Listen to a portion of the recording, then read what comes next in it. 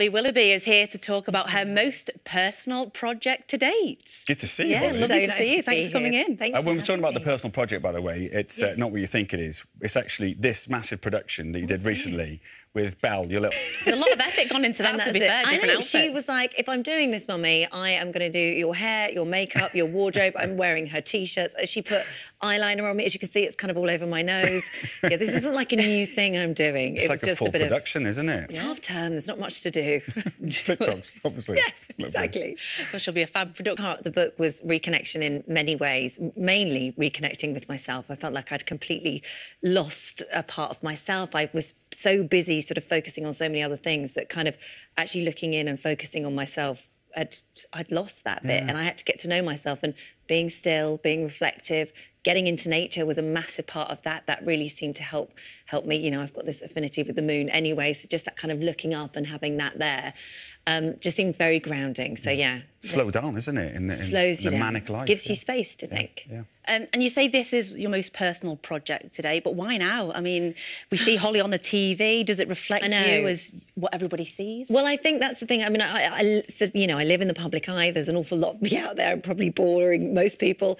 But I think that there's definitely pieces of me that I haven't been ready to share yet. And actually, there's pieces of myself that I've only really discovered since I've paused and got to know myself again, actually. And I think up until now, I've probably been terrified of the reception, of being brave enough to write this all down and put myself out there, fear of being judged in some way. And the way I sit here right now and sort of think about it is, it doesn't actually matter, because it kind of had to happen, and I feel good about it. And so this felt like the right time, I think. It's interesting you say that, because I suppose a lot of people would see you as you mentioned in the book, about having a beautiful life, an amazing career, Dan and the children as well. Was that the challenge in some ways, to sort of to perceive you in the right way, rather than the TV Holly that Sam was talking about? I think that the thing is, you know, obviously, and I am very lucky and I am very blessed, and I do have a wonderful family and husband and work. I love my career. But sometimes when you're spinning all these plates, you forget to stop and just be still and work out who you are in the middle of all this craziness and this bit that's going on.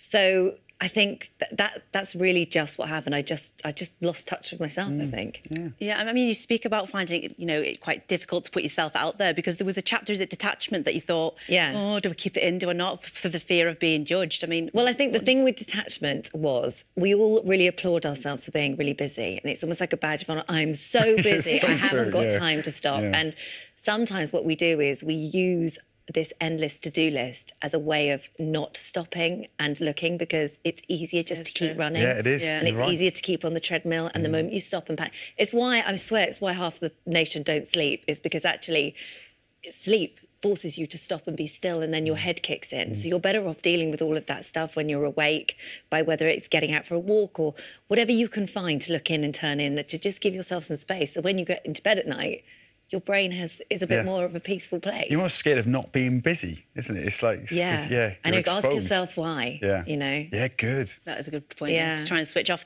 Holly, I've got to ask, I've got a little one at home, another one on the way. I know. And, oh, thank you. But I go to mum groups of babies, and a conversation that always comes up is mum guilt as a working mum. I mean, I've got to ask you, how do you manage that, and what advice would you give people? I really don't. Like, I feel guilty about everything. Okay, so it's normal. So, no, it is totally normal. But what I would say is, and this is what I've kind of had to really focus on, is where's the guilt coming from? Because I think the problem with mum, particularly working mum guilt, you sort of think, well, I'm feeling guilty because I'm not there to drop my kids off in the morning because I have to go to work. So what I'm feeling guilty about is that in some way I'm telling myself that I clearly don't love my kids because I love my career more than my children, which is why I'm choosing to do this. And of course, that's not the case. I know that's not the case. I know I love my kids more than anything. So why am I thinking like that? And it's because I believe that's what everybody else is thinking.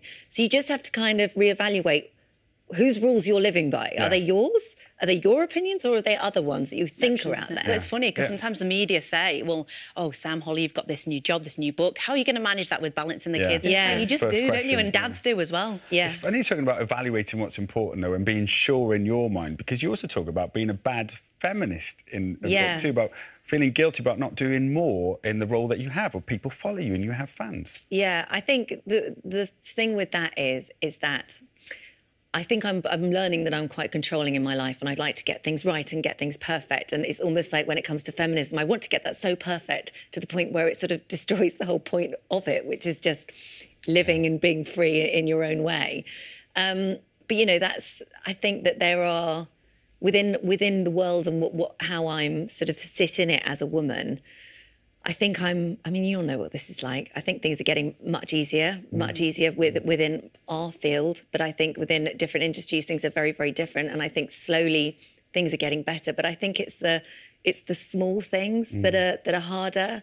I think the obvious sort of feminist things are becoming easier, but it's things like, you know, there's women won't necessarily ask for a pay rise, and they won't necessarily ask for to sort of rise up in the ranks at work because of fear of being judged. So I think that there's things like that. Yeah. It's amazing. You cover so many topics in the book. It's out today. It's out now. It's called Reflections. Good luck with them. More importantly, good luck with the next TikTok. Thanks. Belle, yeah. Well, keep an eye out. Keep directing, Belle. Thank you. Doing a good job. There may not be any more. Thanks for coming. Really appreciate it. And we look forward to reading the rest of it. Oh, thank you very much.